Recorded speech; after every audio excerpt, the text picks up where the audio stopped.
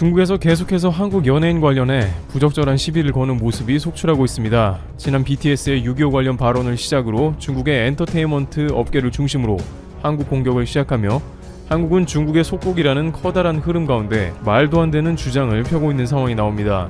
중국이 아무리 문화 콘텐츠를 만들려고 해도 창의적이지 못하고 세계 시장에서 인기가 없는데, 반대로 한국은 BTS, 블랙핑크, 봉준호 감독과 같은 세계적인 그룹과 감독 등이 배출되자 중국에서는 처음에는 그대로 가져다가 베끼다가 여기에 더해서 이제 중국 애국심을 동원해서 한국을 노골적으로 비방하는 방식으로 바꿉니다.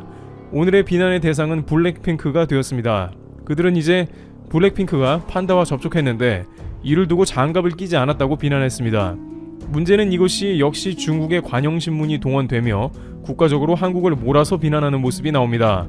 중국 관영신문 글로벌타임스에 따르면 블랙핑크 멤버들이 에버랜드에서 태어난 새끼 판다 푸바오와 2016년 한국에 온 판다 환희를 접촉하는 모습의 영상을 두고 중국 누리꾼의 비난이 빗발쳤습니다.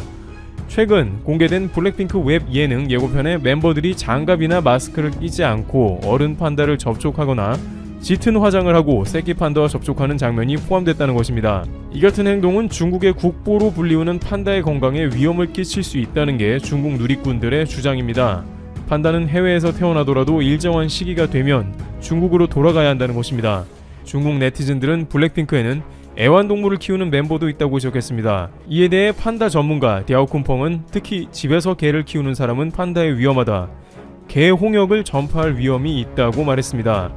2015년 중국 산시성에서 판다 5마리가 개 홍역에 걸려 죽었다면서 비판을 가했습니다.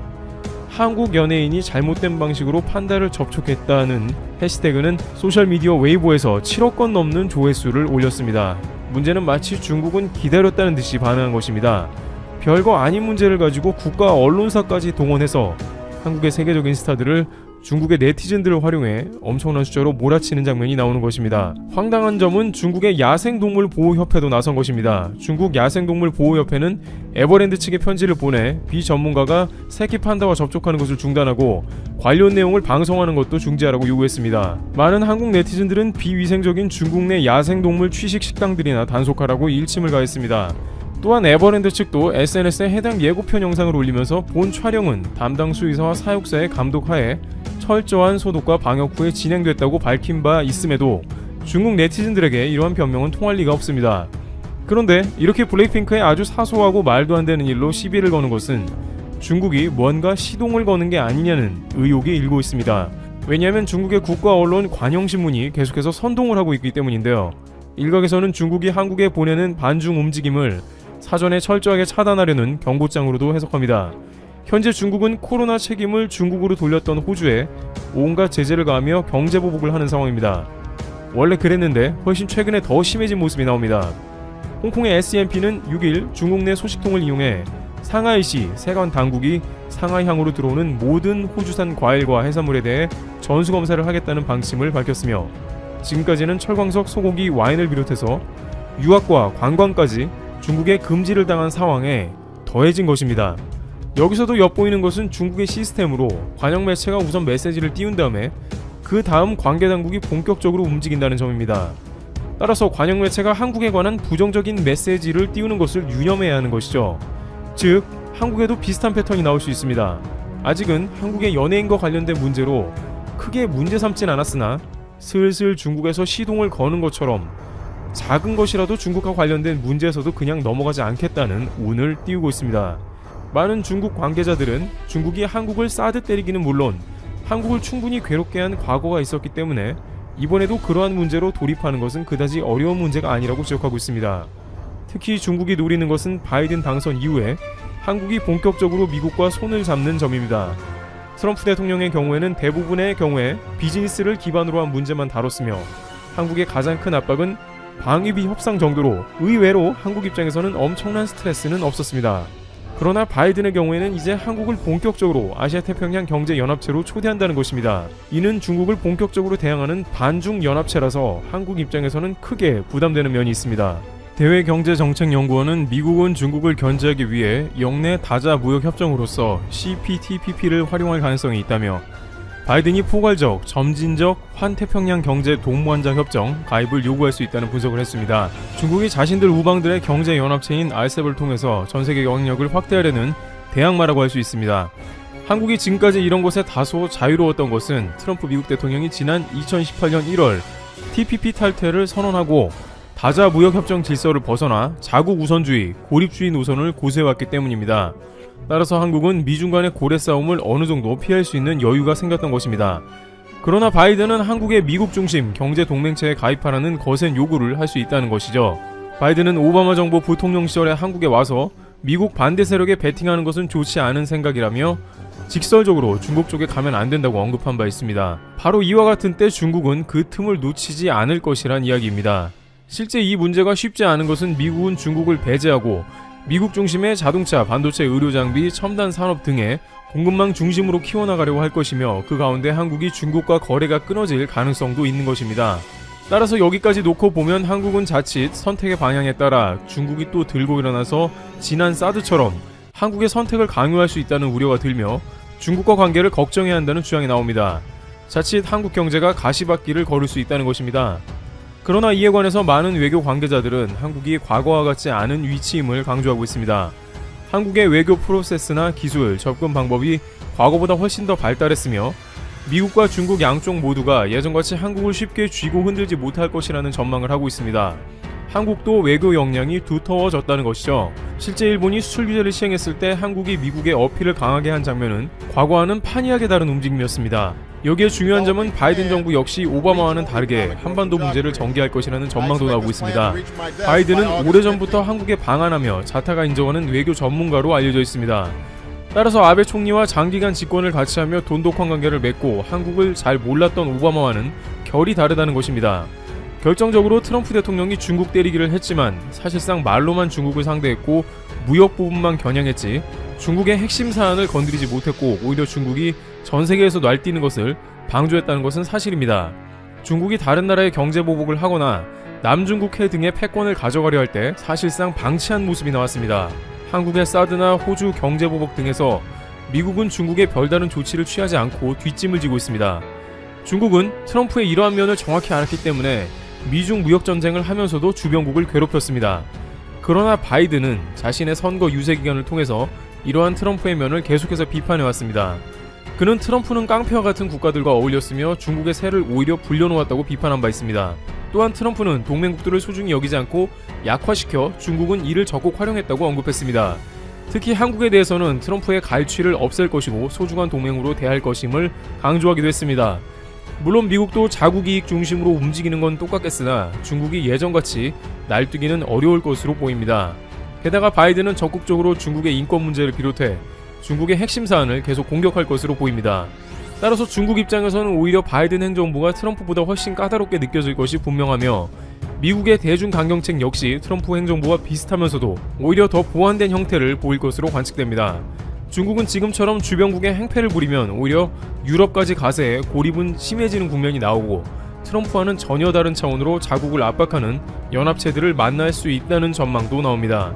자칫 한국이 미중 가운데 어렵게 되는 게 아니냐는 이야기도 나옵니다만 한국 입장에서는 국익을 추구하며 미중 간의 강화된 외교 역량으로 묵묵하게 자주 국방력을 키우고 경제력을 강화해야 한다는 것입니다. 새로운 미 대통령의 정책과 함께 미중 간에 펼쳐지는 싸움이 한국에 어떠한 영향력을 줄지 귀추가 주목됩니다. 트러블튜브 여기서 마치겠습니다. 감사합니다. 여러분, 자랑스러운 한국인 고 김성도 씨를 아시나요? 그는 독도의 세 번째 주민이자 최장 거주자였습니다.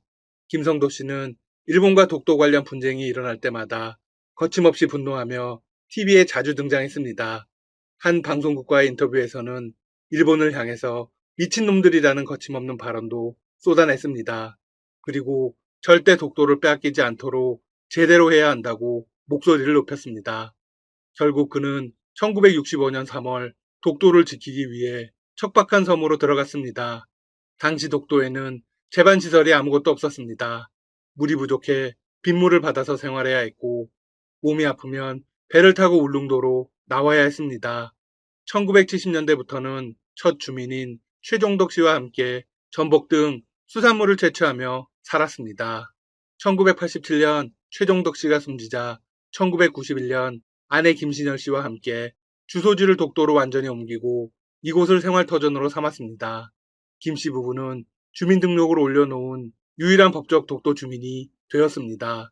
김성도 씨가 2014년에 낸 독도 최초의 국세는 독도 시료지배의 명백한 증거가 되었습니다.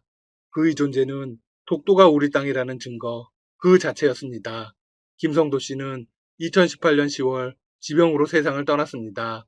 간암으로 5년 동안 무려 3번의 수술을 받았으면서도 독도를 떠나지 않았습니다. 그는 마지막으로 이런 말을 남겼습니다. 기력이 있는 한 독도에 살면서 일본의 도발에 대응하고 싶습니다. 김성도 씨가 세상을 떠난 후 부인 김신열 씨는 홀로 독도를 지켰습니다. 그리고 지난해 11월 건강상의 이유로 독도에서 나가 울릉도에서 머물렀습니다. 그리고 8개월여 만에 다시 독도로 돌아왔습니다. 원래는 지난 4월 독도로 돌아가려 했으나 코로나 사태로 백길이 끊기면서 늦어졌습니다. 그는 이렇게 말했습니다. 영원한 독도인으로 살다간 남편의 소중한 독도사랑 정신을 되새기며 독도 지킴이로 여생을 보내고 싶습니다. 그는 1991년 남편과 함께 주소지를 독도로 옮기고 터전을 마련해 독도 지킴이로 살았던 지난 세월이 무척 그립다고 했습니다. 그리고 30년 가까운 세월을 정부치고 살아온 독도에서 생을 마감하고 싶다고 했죠. 이로써 독도에 다시 거주민이 생겼습니다. 게다가 여기서 끝이 아닙니다. 둘째 딸 부부도 어머니 김 씨를 모시고 독도에서 살기 위해 주소지를 옮겼습니다. 최근 온라인 전입신고를 한 것으로 알려졌습니다. 따라서 독도의 실제 주민은 더욱 늘어났습니다. 김 씨의 둘째 딸 진희 씨는 한 언론사와의 인터뷰에서 이렇게 말했습니다. 우리 땅 독도 수호에 앞장선 아버지의 뜻을 잇고자 남편과 함께 어머니를 정성껏 모시며 독도 주민이 되기로 했습니다. 우리 가족이 대를 이어 독도에 사는 것으로 영유권 강화에 도움이 되도록 최선을 다할 각오입니다. 참으로 자랑스러운 한국인들입니다. 이로써 일본은 더 망연자실한 상황이 되었습니다. 일본이 독도에 대해 절대로 영유권 주장을 할 수 없는 결정적인 증거도 재조명되고 있습니다. 사실 독도 영유권과 관련한 갈등은 그 역사가 매우 깊습니다. 해방 직후 시작되었죠. 1953년부터 1965년까지 한국과 일본은 7차례나 외교 각서를 주고받으며 독도 영유권 공방을 이어갔습니다. 두 나라가 제시한 근거 자료들은 대부분 오래전에 간행된 역사적 문건이었습니다. 따라서 사실관계를 밝히기에 한계가 있었죠. 하지만 근대 이후 발견된 결정적인 두 자료로 인해 일본은 사실상 모든 논리를 상실했습니다. 지금 일본은 우기기 전략만 취하고 있습니다. 한국이 제시한 증거를 전부 아니라고 부정만 하고 있죠. 참 한심합니다. 첫 번째 자료는 1960년대 후반 한국에서 발견된 대한제국 칙령 41호입니다. 조선 왕조는 오랫동안 울릉도를 비워두었습니다. 이른바 공도 정책을 폈죠. 하지만 1880년대 들어서 울릉도를 개척하기로 하고 주민을 적극적으로 이주시켰습니다. 이렇게 건너간 사람들이 불법으로 울릉도에 정착해 있던 일본인들과 갈등을 벌였습니다. 그러자 중앙정부는 행정 책임자를 파견하기로 했습니다. 이에 1900년 10월 25일 칙령 41호를 반포했습니다. 칙령에는 울릉전도와 죽도, 석도를 관할한다고 되어 있습니다. 울릉전도는 울릉도와 그 주변의 작은 섬 및 바위를 통틀어 지탱하는 것입니다. 죽도는 현재의 죽도입니다. 그러면 석도는 어디일까요? 네, 바로 독도입니다. 석도는 돌섬이라는 뜻입니다. 19세기 후반에 전라남도 사람들이 독도에서 어로 및 채취 활동을 많이 했습니다. 그들은 석을 독으로 읽는 것으로 기록되어 있습니다. 또한 지금도 울릉도 주민들은 독도를 돌섬, 독섬으로 부르고 있습니다. 여러분, 혹시 독도의 날이 언제인지 아시나요? 매년 10월 25일입니다. 독도의 날을 10월 25일로 정한 것도 칙령 제41호에 독도를 울릉도 부속섬으로 명시한 것을 기념하기 위해서입니다. 올해는 대한제국이 칙령 제41호를 선포한 지 120주년이 되는 매우 의미 있는 해입니다. 참고로 독도의 날은 민간단체 독도수호대가 지난 2000년부터 지정했습니다. 독도수호대는 독도 관련 학술 조사 연구와 자료집 발행, 해외 오류 정보 시정 활동 등을 하고 있습니다. 칙령 제41호에 이어 두 번째 자료는 1987년 일본에서 발견된 태정관지령입니다. 이 자료는 더 결정적인 증거입니다. 1877년 일본 최고 국가기관인 태정관이 판정한 사실을 소개하고 있기 때문입니다. 즉, 일본인들 스스로 인정한 사실입니다. 태정관지령에 보면 이렇게 되어 있습니다. 울릉도와 독도는 우리나라와는 전혀 관계가 없다. 이 자료는 일본 공문서관에서 찾아낸 것입니다. 이 자료를 보았다는 사람의 명단에는 일본 내무성에서 영토 문제를 담당했고 독도 연구의 1인자로 꼽히던 인물도 있었습니다. 즉, 일본은 독도가 한국의 영토라는 걸 이미 알고 있었던 겁니다. 의도적으로 증거를 공개하지 않은 것이죠. 더욱이 태정관지령은 일본이 영토에 관한 지적을 편찬하는 과정에서 만들어진 것입니다. 울릉도와 독도가 자신들과 관계없다고 표시한 이유는 당시 상황 때문입니다. 한국과의 독도 분쟁이 발생하기 전이었죠. 외교 부문을 고려하지 않고 자신들의 행정적인 관점에서 만들어진 것입니다. 따라서 이 자료의 객관성과 역사적 가치는 크게 인정할 수밖에 없습니다. 메이지 유신 직후에 근대 일본 정부의 최고 기구가 독도는 일본 영토가 아니라고 판정했다는 사실은 일본에게 무척 불리합니다. 빼도 박도 못할 증거니까요. 그러자 일본 역사학자들은 표시된 독도가 지금의 독도가 아니라고 우기기 시작했습니다. 현재 그 섬이 독도인지 아닌지 판단할 수 없다고 주장하고 있죠. 정말 허무맹랑한 논리입니다. 하지만 일본의 문논리와 별개로 두 개의 자료가 발견되면서 한국은 확실히 승기를 잡았습니다. 19세기 후반에서 20세기 초 한국과 일본이 모두 독도를 한국 영토로 생각했다는 사실이 밝혀졌기 때문입니다. 일본이 독도 침탈 야욕을 완전히 포기하는 그날까지 우리의 노력은 계속되어야 합니다. 지금까지 닥터시사TV였습니다. 여러분 시청해주셔서 감사합니다. 구독과 좋아요 부탁드립니다.